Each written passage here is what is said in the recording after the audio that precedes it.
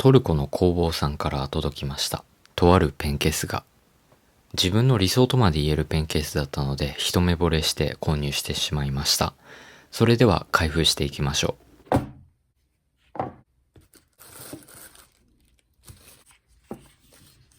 こちらはナザール・ボンジュという目玉の形をしたトルコのお守りとなっています。イーヴィルアイと呼ばれる呪いから守る魔除けの効果があるそうです。これまでトルコとは全然接点がなかったんですけれども、ちょっとトルコに行ってみたいなと思いました。人生は所有することと手放すことのバランスである。深い言葉ですね。丁寧で遊び心のある梱包だったので、筆箱を見る前からワクワクさせてくれました。それでは肝心の筆箱について見ていきましょう。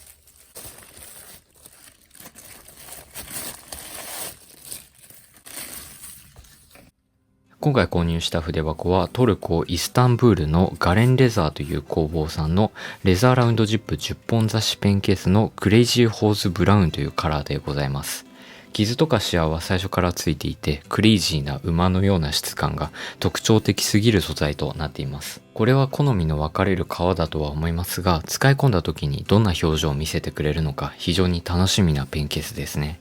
フルグレインレザーという革が使われているんですけれども、これは牛革の中で最も高級で、かつ耐久性に優れた部位となっています。非常に自然な素材なので傷がかなりつきやすくて、雨とかで濡れてしまったらシミが目立ってしまうので、取り扱いには注意しなくてはいけないんですけれども、そういう味も楽しんでいくっていうのも一つの醍醐味かなと思います。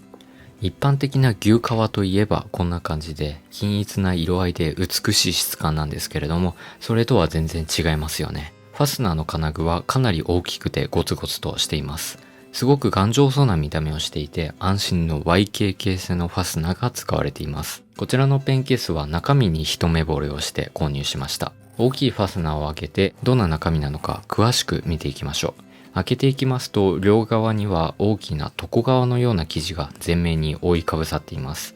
最初はフェルトかと思っていたんですけれども、かなり頑丈な生地でダマができづらいので、おそらく床革が使われているんじゃないかなと思います。床側をめくると5本ずつの計10本のペンを留めることができるゴムバンドが用意されています。自分は筆箱に入れたいペンがたくさんあって、なおかつ全てのペンを傷から守れるような筆箱が欲しいという結構欲張りな性格なので、この中身を見た時はこれしかないと思いましたね。それでいてクレイジーホースブラウンというなんとも面白そうで上質な革が使われていたので購入することになりました。気になるお値段は9420円ですね。中にどれぐらいの太さのペンが入るのかだったり、消しゴムや定規は入れることができるのかっていうのも詳しく見ていこうと思います。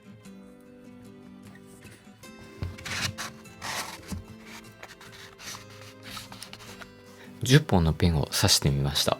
なかなかいい景色です。こちらの覆いかぶせるような大きい床側がすごくいい役割をしてくれていて、閉じた時にペン同士が当たらないようになっていて、しっかりと傷から守ってくれる筆箱となっています。筆箱自体はどうしても大きくて分厚いので持ち運びにはあまり向いていないんですけれども、中には厚紙のようなものが入っているので、かなりしっかりとした素材でクッション性も持ち合わせているので、中のペンを衝撃から守ることもできます。そういうことからもすごくペン重いな筆箱だということがお分かりいただけるんじゃないかなと思います。使い始めは囲われているファスナーをぐるりと開けて大きな床側をひっくり返す必要がありますし、広げた時はロールペンケース並みに場所を取ってしまうので結構面倒なところはあるんですけれども、究極にペン重いな筆箱っていいですよね。結構太めなペンを入れるのを目的としたゴムバンドなので、ピュアモルトという木が使われたジェットストリーム 4&1 なんかはちょうどいい感じに入れることができました。ただ同じ太さなんですけれども、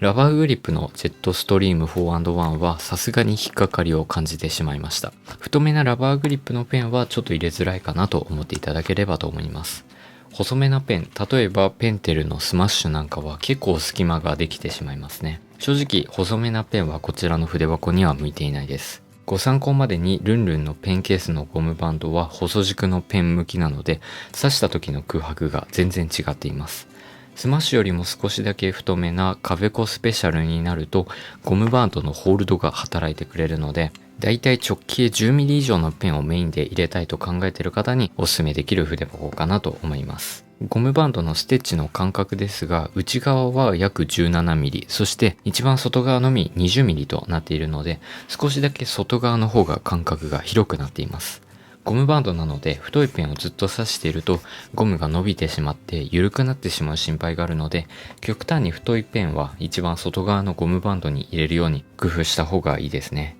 最近は木軸のペンを立て続けに購入していて、どれも気に入って使わせていただいているので、全部筆箱に入れて、プラスアルファで万年筆や多機能ペンを大切に入れれるような筆箱が自分の中の理想でした。そんな筆箱と出会えたのは本当に良かったです。広げた時にはお気に入りのペンをまとめて眺めることができて、美しすぎて作業に集中できないことも多々あるんですけれども、そういう時は床側をかぶせて見えないようにしてしまいましょう。おそらく床側だと思うんですけれども、その床側の素材は結構しっかりとしていて、毛羽立ってしまったり破れてしまうということはまずないですね。そして床側のありがたいところは他にもありまして、この床側がないとペンを取り出す時にファスナーの金具とペンが干渉して傷つけてしまう心配があるので、慎重に取り出す必要が出てきます。でも床側がついていることでファスナーの金具とペンが当たらないように守ってくれるので、取り出すのがすごく楽なんですよね。個人的にはこれすごくありがたくて、買ってから気づいたんですけれども、本当によくできたペンケースだなというふうに思いました。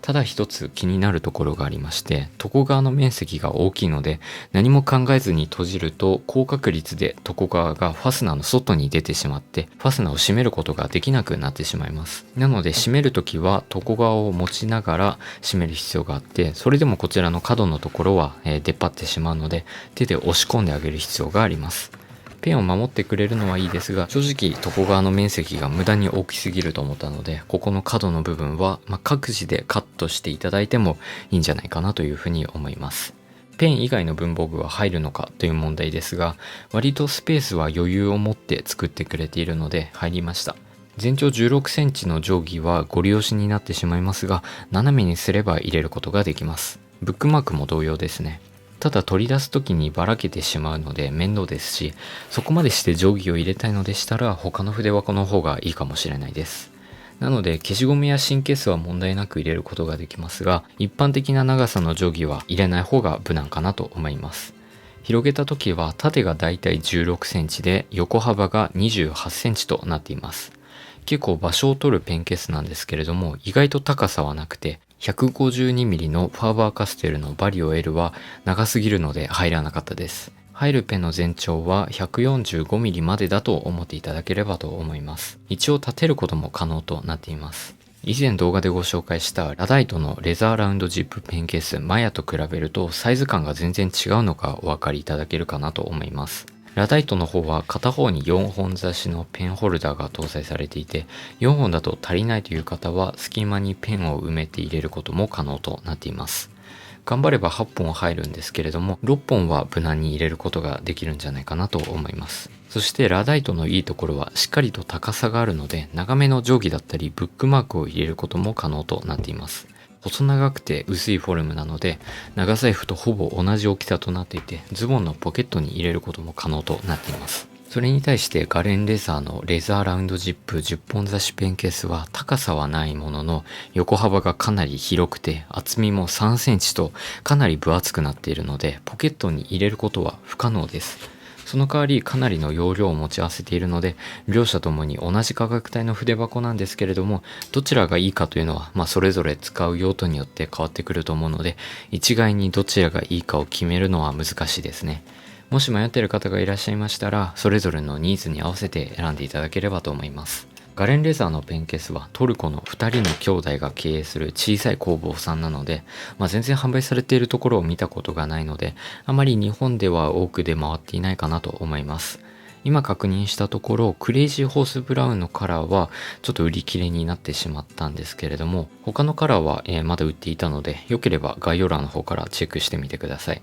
また今度久しぶりに筆箱紹介の方していきますね。最近ペンケースをかなりの頻度で開封していて、ちょっと自分としてもね、心苦しいところはあるんですけれども、自分で最後に購入したペンケースはヘルツの革のロールペンケースなので、2年ぶりぐらいに、新しく筆箱を購入しました。また筆箱紹介を久しぶりにしていきますので、お楽しみにしていてください。